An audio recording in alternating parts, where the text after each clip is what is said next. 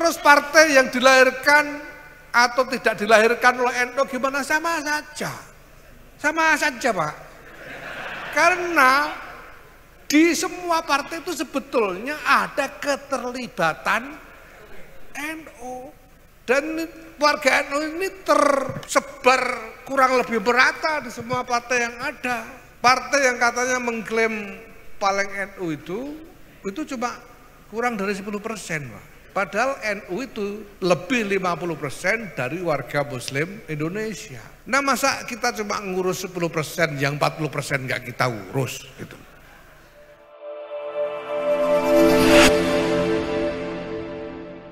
Ini yang pertama. Kemudian soal parpol dilahirkan NU ini ya, ini tadi betul Gus Sekjen tadi. Ini yang bingung warga apa yang nanya gitu.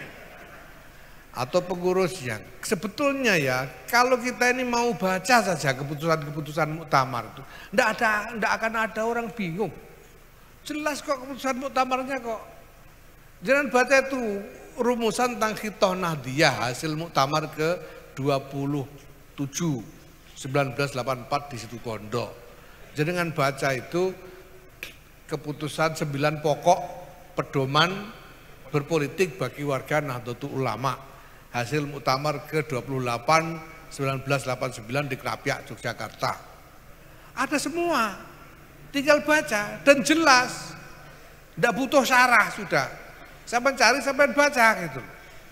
Intinya itu sederhana juga, jangan gunakan NU sebagai lembaga untuk politik praktis.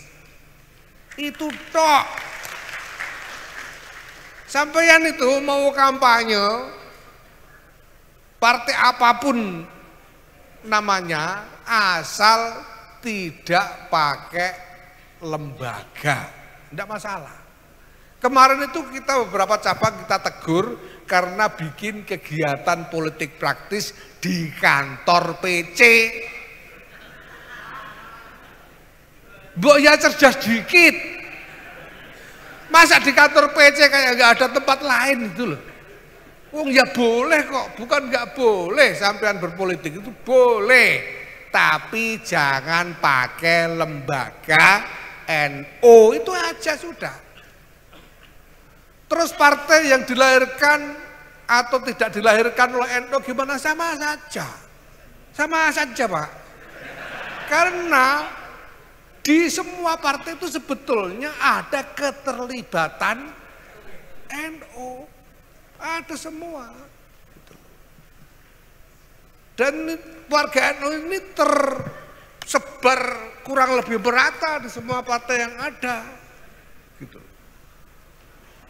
Partai yang katanya mengklaim paling NU itu cuma kurang dari 10%, Pak. Padahal NU itu lebih 50% dari warga Muslim Indonesia. Nah, masa kita cuma ngurus 10%, yang 40% nggak kita urus gitu. Ya semuanya boleh gitu. Semuanya boleh, silahkan, enggak apa-apa. Nah, yang paling penting lagi, Pak, kita jangan pakai simbol identitas NU untuk politik. Ini penting sekali, sangat penting. Supaya apa? Jangan sampai warga NU ini merasa yang bukan NU di Indonesia ini sebagai lawan. Tidak ada lawan bagi NU ini, yang ada adalah saudara. Karena kalau ini kita turuti, kita biarkan, Pak, itu sudah ada contoh-contohnya. India itu ada organisasi namanya RSS. Kepanjangannya susah banget itu, bahasa India, susah dihafalkan. Ini adalah organisasi Hindu. Organisasi Hindu. Dan kemudian dia membentuk partai politik namanya BJP, singkatan dari Bharatiya Janata Party, kalau ini agak gampang. Di BJP ini partai Hindu yang didirikan oleh RSS. Kemudian BCP ini kampanye atas nama Hindu terus.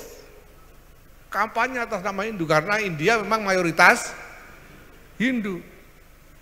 Apa akibatnya? Ya menang terus sekarang BJP itu. Tapi yang terjadi, warga Hindu di India melihat yang bukan Hindu sebagai musuh, yang didiskriminasi, dipersekusi, bahkan dianiaya sehari-hari. Tidak ada hari di India kecuali ada penganiayaan kepada minoritas oleh mayoritas Hindu. Jangan sampai NU ini memicu keadaan seperti itu, jangan sampai.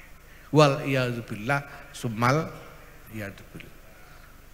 Loh itu kan Hindu, kita kan Islam. Siapa bilang Islam tidak bisa begitu? Lihat Nigeria.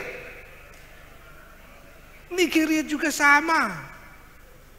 Padahal muslimnya itu cuma sekitar 65%. Tapi dipakai untuk politik habis-habisan. Akibatnya warga yang muslim sampai ada gerakan mengharamkan semua yang berbau barat, itu yang menyebut dirinya Boko Haram. Barat itu haram. Sehingga Kristen haram, apa-apa haram. Dan Nigeria terjadi penganiayaan harian setiap hari. Bukan cuma dianiaya, dibunuh, diculik, diperdagangkan minoritas di Nigeria ini oleh mayoritas muslim. Jangan sampai kita memicu yang sama di Indonesia ini. Hanya cuma milik keuntungan mendapatkan jabatan-jabatan di dalam politik di Indonesia ini. Wal iyadzubillah summal iyadzubillah. Saya bilang sama teman-teman, lo kita ini lo ikut-ikutan rebutan jadi presiden nyari apa? Wong kita tidak punya perusahaan yang butuh perlindungan pemerintah juga gak ada. Yang paling top itu perusahaan Wong Solo punyanya Ki Anwar. Enggak sampai konglomerasi besar yang tidak ada kepentingan kita terhadap politik Indonesia selain keselamatan bangsa dan negara. Nah kemudian soal menempel kemuliaannya ini, menempel kemuliaannya NU, menempel pada kemuliaan. Kenapa saya tidak khawatir? Karena saya yakin, hakul yakin bahwa NU punya nasib mulia. Dan karena kita menempel kepada NU, maka nasib kita pasti nasib mulia, insya Allah. Mulianya dunia atau akhirat ya terserah Allah Subhanahu Wa Taala, gitu saja sudah. Pokoknya mulia. Gitu. Kita nempel kok.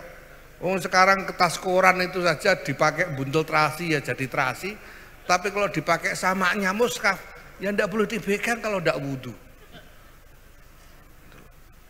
Orang tidak boleh menyentuh kita tanpa berpikir tentang kehormatan NU. Nah lalu gimana kalau ada orang melihat NU sebagai aset memanfaatkan? Sudah ada aturan kok, ada ADRT, ada perkum macam-macam. Apa kesalahan yang harus disanksi, sanksinya apa? Sudah ada semua, tinggal kita jalankan. Yang kita butuhkan adalah disiplin mengikuti apa yang ada dalam aturan itu. Lepas dari perasaan kita. Kadang-kadang kita merasa kok cuma begitu, kok kurang serem misalnya begitu ya. Ya tapi kalau peraturannya begitu mari kita ikuti saja. Gitu. Makanya saya selalu bilang ini harus ada konsolidasi nasional, semuanya harus disiplin mengikuti aturan secara nasional. Mekanisme, tata cara dan sebagainya, termasuk agenda dan program-program. Gitu. Nah kalau ada yang merasa punya gagasan lebih baik dari apa yang tertuang di dalam aturan-aturan itu, ya tunggu ada perubahan aturannya. Perjuangkan di muktamar nanti, tunggu 5 tahun lagi gitu loh. Kalau ada yang tidak sudi punya ketua umum saya, tunggu 2027 gitu loh. Kan enak kita ini.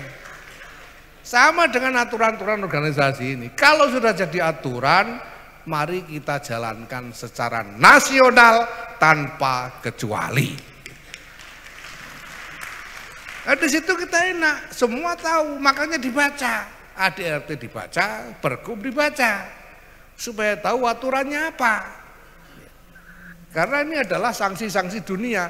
Lah kalau urusan hisab di yaumil hisab nanti kan urusan sampean masing-masing gitu. Urusannya sama Allah. Kalau ini organisasi, ya urusannya adalah aturan. Itu saja. Terima kasih.